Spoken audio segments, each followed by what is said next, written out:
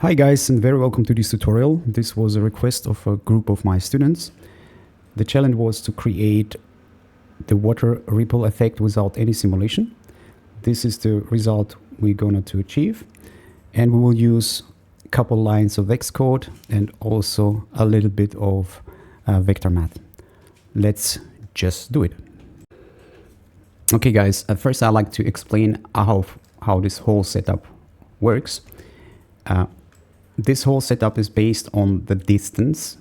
What a distance is length of a vector of 2 points. For example, we have our target points where the ripple will start, for example, from here. And then we will go through all the vertices or all the points here and calculate first the distance between them. This is simple vector math. For example, if you have 2 points, one point is here and the second is here, for example, then if you just subtract one point from the other, you will get the vector going from one point to the other. And then with a length function or power function, you can just calculate the length of this vector. I show you in when we do this what it does, and based on this I can calculate this all circular motion that we have here as a result. If you see here, you see we have this kind of circles going from this center point. Okay, let's see how we can do this. Okay, what we need first is a grid. You see the resolution doesn't matter in this case because we use remesh here. In my case, I have a 5 by 5 and I remesh it with the target size 0.1. Then we need a group. What I did here, I'm using here the bounding box and I'm selecting these center points to be able to calculate distance from the center points to the neighbor points here. Then what we do here, we just blast this point. You see now we have this center point here alone. And in this wrangle, I'm calculating the distance to the neighbors. What I'm doing here, first I'm grabbing the position of the point number 0, because we have only one here on this side. From the input number 1, you know already the inputs are numerated with 0. This is input number 0, 1, 2, and 3. I'm grabbing the position of this point and I'm subtracting the position of every running point here from this point, and using the length function I can calculate the distance. If you look carefully in your geometry spreadsheet, you will find the position or the distance from this center points to every neighboring point. This will be this self. You see this is 0, 0. And the other ones have the distance. And you see here the max distance is 3.5. Now I need to calculate the max distance, because I don't want to just every time look at my geometry spreadsheet and figure out the maximal distance, because if I change my grid size, this distance will also change. For this, what I'm doing, I'm using attribute promote, and I'm promoting the distance attribute from point to detail, and I'm using operation maximum. That means it will go through every point and find the maximum distance here. It will write to the new attribute named max distance on the detail level, and I'm deleting the distance attribute. You cannot also just leave it here, but I was developing this tool. That's why I just like to have everything step by step, that I just create every time everything from scratch, that I'm sure that there is no errors coming from above. Okay, now you see here we have our maximum size. If you look here on the detail attribute, you will get the maximum size or maximum distance, sorry. Then the next thing we will calculate this ripple. How I'm doing here, first I also just doing the same things. I just grabbing and calculating the distance. You see this is the same thing, but you can do it the other way. If you just don't delete this attribute and use it here, you can also do it. But as I told you, I was just developing it step by step. That's why I did it from scratch here. This is the same thing here. I'm grabbing the distance, but I'm not putting this value in, or I'm not creating attribute. I just using here local variables here. This is the distance. You can also use here 0 because we have only one point here. And what I'm doing here, I'm just normalizing this distance because I like to have values from 0 to 1. Now we have values from 0 to 3.5. And we're using the fit VEX function. And what the fit does, we're just taking our distance and taking the input values from 0 to max distance. In this case, this was 3.5, and making this from 1 to 0. I like to have it reversed. I show you why. Then what we do here, I just go first these lines here. What we do here, we just fitting or creating distance for our setup here based on animation, because I like to, maybe I show you just bit by bit that you understand what we're doing. For example, if I show the distance here, you see I just use here color. It's only for visualization. And you see if I show my distance attribute, you will get this.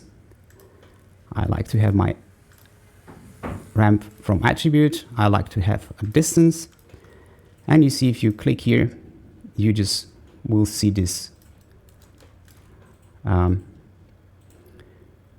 of, you see now we can, it's like what we will doing now with this, animating this ripples growing from center to the end.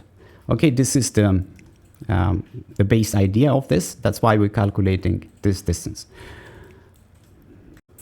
Okay, now we know what this distance does. We have something like this. And now I explain these two lines. I will go line by line and then we'll explain what the lines are doing here. First, we like to get this ripple shape, right? For this, you will just calculate your distance. And then I using here min and max sliders to be able to make our circle like this. You see, I'm using this. I can make it's kind of width of my ripple. Okay. And also what I did here, I create a ramp.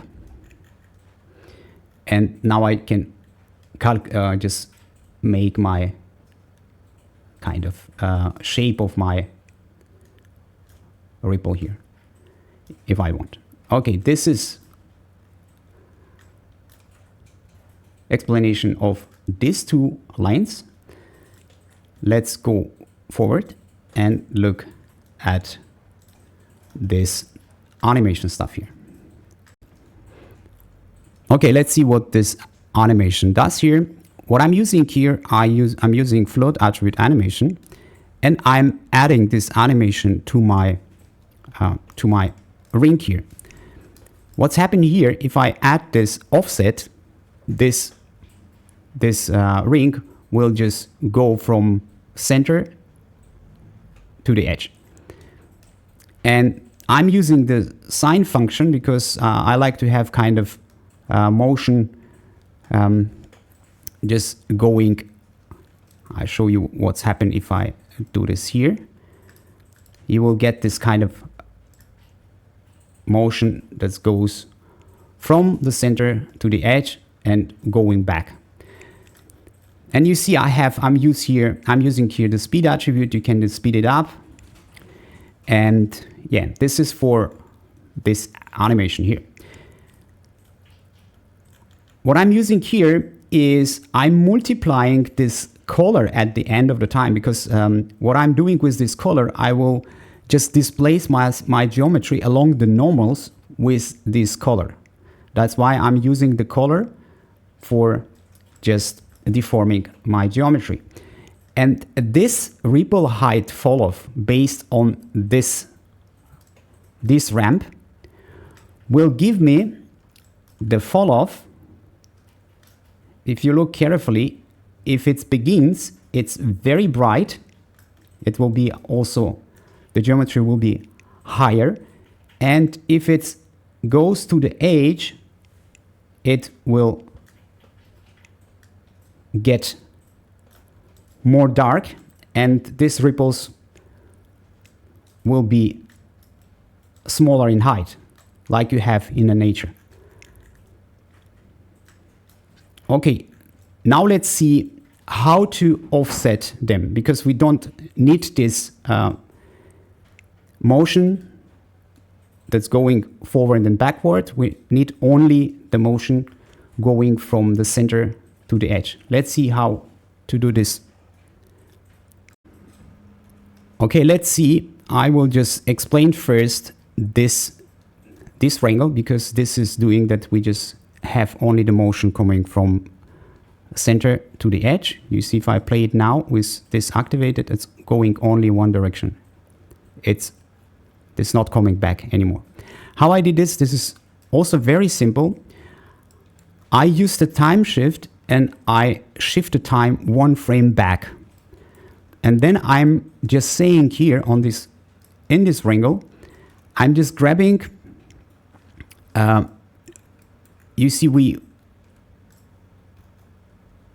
have created this animation attribute here. And what this animation attribute is doing, it's just going with this sinus function, because what the sinus function gives you, it gives you values between -1 and 1. It's going just with the time, it goes from -1 to 1, goes back to -1, 1, -1, okay? And what I'm doing here, I'm just saying, okay, just take this animation value from previous frame.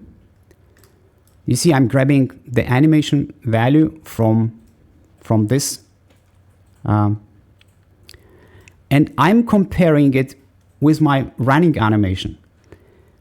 And I'm saying, if my animation is less than my previous animation, then multiply my color by 0. That means only when my animation is growing, in this case is going in this direction, this will show the color. If it's not growing, it will multiply my color by 0, and then we will get the black grid here, without any color and without any deformation. Okay, the next step is now to make more of these ripples. And this is also very simple. You just offset the whole thing here and apply this to the color. What I'm doing here, you see, I just grabbing now the color from the input 1 first. That will be this one, because this guy is it's going in this one here. We're grabbing first the first input. We're getting color of this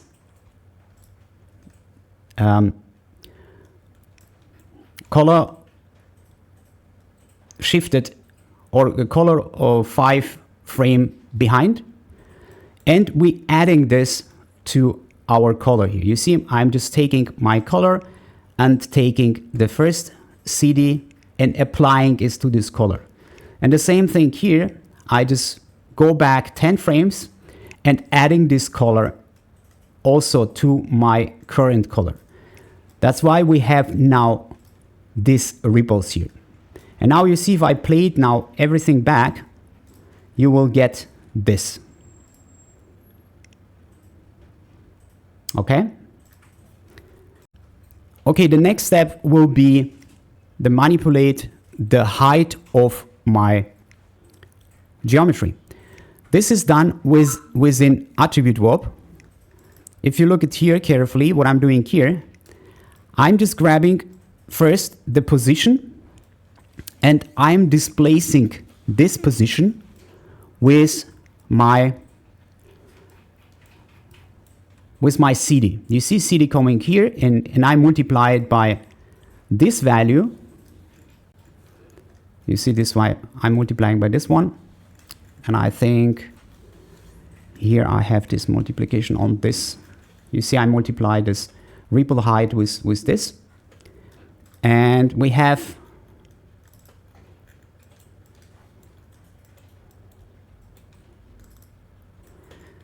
and also I'm adding some noise to everything, because if you look carefully on the water, if there is no wind, we have still a little bit motion. And what I'm doing here, I'm just multiplying, or I'm adding a little bit noise, a turbulent noise, to my ripples and also to my geometry. And you can also have here some kind of multiplication with these values, and you can play with this multiplication here, and you will get the proper result for you. And you see I already promoted here these attributes here. I didn't rename them. I just rename my ripple height. This will be my noise. And now we are by 0.1. And what I did also, I animate this offset, because I don't want to have a noise that staying on my geometry. I like to have the noise moving along my geometry. That's why I'm using here, I just copy and paste this attribute, or here copy parameter and paste relative references to these channels. And I'm using a time expression here to moving this offset of my turbulent noise. You see here, if you go inside, I have this offset here animated. Okay, now the last thing what I did here, if you look at here carefully, I delete my all attributes, because I don't need, I have two attribute deletes here. You see this one I use it, because this one I can delete now. You see now I just delete every attribute here. And what we have now is this. I just show maybe, if you play now, you get this ripples and also a motion here. And for rendering, I extrude a volume here. I smooth it a little bit, and I render it with karma. This will be the result that we get. Okay guys, then thank you very much for watching, and I'll see you next one, and bye.